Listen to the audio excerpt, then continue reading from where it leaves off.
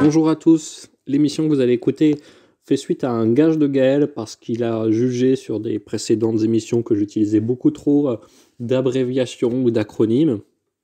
Donc voilà, émission longue où on a parlé de politique sans que je sache vraiment les questions qui allaient m'être posées. Ça peut expliquer un certain nombre d'imprécisions, peut-être d'erreurs de ma part, et je me permettrai donc de prendre la parole à 2 reprises pour corriger les principales erreurs ou imprécisions que j'ai pu avoir. Bonne écoute.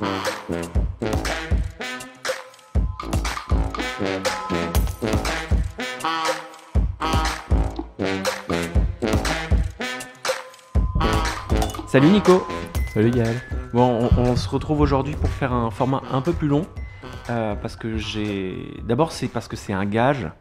Parce que il y a 2 mois, tu nous as fait tellement d'acronymes, c'était une honte. Tu veux dire que j'ai parlé de PCI? Oh là là, mon Dieu, arrête. PDG MAPI. En même temps, j'ai bien compris que c'était 50% de votre travail à essayer de comprendre tous ces acronymes. Ouais. Ah oui. Bon, J'ai droit à une prime. exactement. La prime acronyme. La prime acronyme, ouais. Non, mais je me suis dit qu'on a eu pas mal de discussions en dehors du podcast où on commençait à parler de politique plus générale. Et puis, on se fait un format où on enregistre tout dans les conditions du direct en 10 minutes. Et ben, ça nous oblige un petit peu à nous speeder. C'est un bon exercice. Mais j'avais envie d'essayer de faire un format plus long pour essayer de voir ce que ça pourrait donner. Donc voilà, aujourd'hui, on est lundi 10 mai dans ma cuisine, comme d'habitude. 10 mai 2021. Ouais. Je ne sais pas si tu as entendu les radios ce matin, mais c'était partout les 40 ans de l'élection de François Mitterrand. Ah bah je vais pas écouter. Non, et ben voilà, c'était le 10 mai 1981 et ça tombe bien. Donc moi j'ai envie qu'on parle, aujourd'hui on est à 1 an de l'élection présidentielle. Et qu'on parle un petit peu de politique. De politique, de ton point de vue par rapport à ça. Et puis il y a d'autres élections qui arrivent le mois prochain. Ouais. Et qu'on parle un peu de ça en général. Et donc, c'est sérieux là. Ouais, c'est sérieux. Et alors, sur France Inter, parce que c'est ça que j'entendais ce matin, ils n'arrêtaient pas les 40 ans, ils avaient invité François Hollande. Et il se faisait démonter par les auditeurs de France Inter, en disant qu'il avait cassé la gauche. Ouais. Et je me suis dit qu'on allait commencer par ça. C'est un des premiers trucs que tu m'as dit dans le podcast. Je suis écologiste et de gauche parce que je pense que être écologiste, c'est être de gauche aujourd'hui. Oh, j'ai l'impression d'être en bac de philo là. Ah ouais? Eh ben, c'est parti. Parce que c'est quoi être de gauche? Alors, celle-là, elle est dure. Carrément.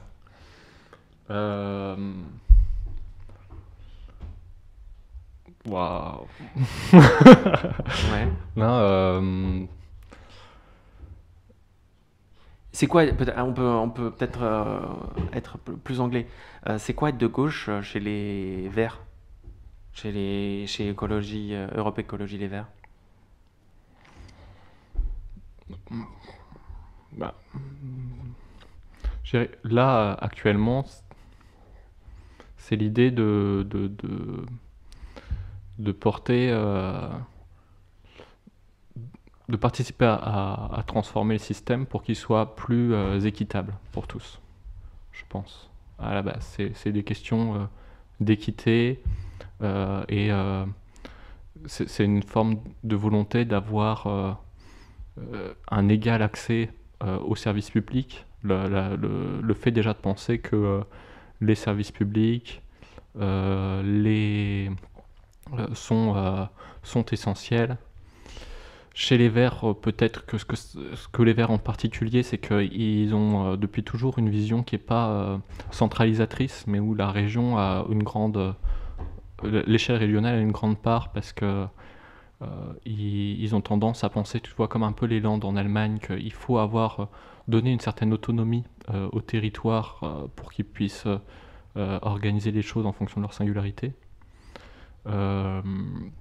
Mais je dirais que c'est cette idée de faire passer l'humain d'abord, et que l'économie soit un outil de ça, mais que ce ne soit pas la fin en soi, que la question, ça soit comment on fait passer l'humain d'abord.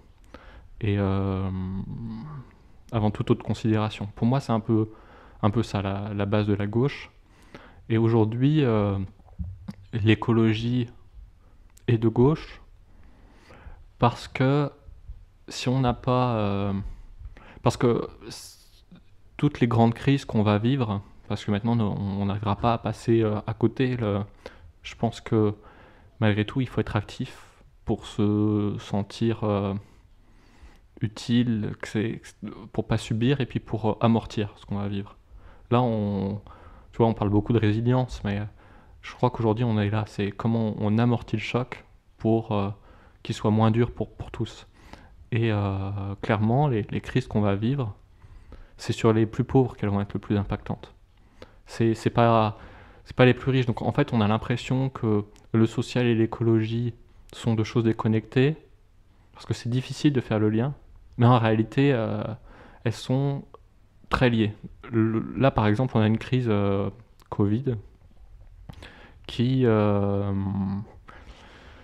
peut-être liée à une zoonose ou qui est peut-être liée à des questions de pression trop forte sur le monde animal qui a facilité la transmission d'un virus à l'homme. Je pense qu'on vivra d'autres crises. On a aussi toutes les crises, par exemple, tous les étés, on a des problèmes de canicule, on a de plus en plus de problèmes d'eau. Et toutes ces choses-là, en réalité, si on les prend un par un, on voit qu'à chaque fois, les plus impactés, c'est les plus pauvres. Sur la Covid, les pays qui aujourd'hui sont pas vaccinés, ont presque, pour certains, toujours pas eu une dose de vaccin, c'est les pays les plus pauvres. Les gens qui pouvaient pas partir au grand air pour s'isoler dans la période où on était... on était confinés. On était tous confinés. On a un certain nombre de personnes qui sont parties dans leur résidence secondaire pour pouvoir prendre l'air et vivre bien cette période. Mais tous les gens qui vivent dans des tours HLM, ben ces personnes-là, elles ne peuvent pas faire ce choix-là. Elles n'ont pas de jardin. Et c'est elles qui vont vivre le confinement le plus fortement. Et en plus de ça, quand elles sortent en bas, au pied des tours, parce qu'elles n'en peuvent plus, elles sont montrées du doigt parce qu'elles n'ont pas respecté le couvre-feu. Sur les canicules, c'est pareil. Nous, on a les moyens de partir là où il fait plus frais ou de partir en voyage. Mais les gens qui n'ont pas les moyens de partir, c'est eux qui vont la subir de plein fouet. Et en fait, c'est un peu... et pour tout...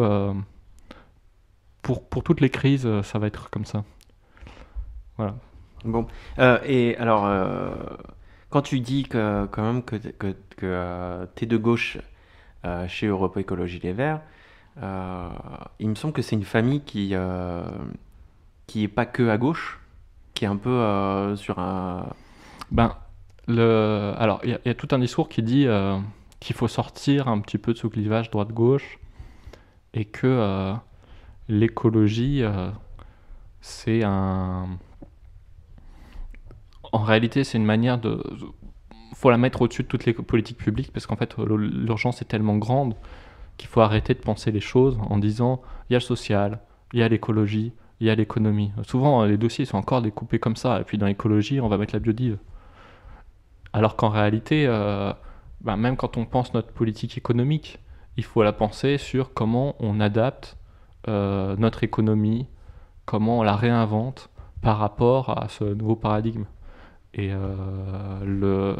donc même voilà, parce qu'on peut pas d'un côté sauver la biodiversité, mais d'un autre côté continuer de construire une économie qui ne peut fonctionner que si on artificialise des sols, que si à chaque fois il faut construire des usines plus grosses, que si on continue la robotisation ou la numérisation qui repose sur l'extraction de terres rares et une indépendance énorme aux ressources naturelles. Donc en fait, on ne peut pas penser les choses décorrélées. Et finalement, l'écologie, aujourd'hui, voilà, faut arrêter de penser que c'est les petites fleurs et les oiseaux, quoi. C'est comment on réinvente un système qui prend en compte le fait qu'on est sur une planète avec des ressources finies et non renouvelables, et comment on fait avec, parce qu'on n'aura pas de planète 2. Les planètes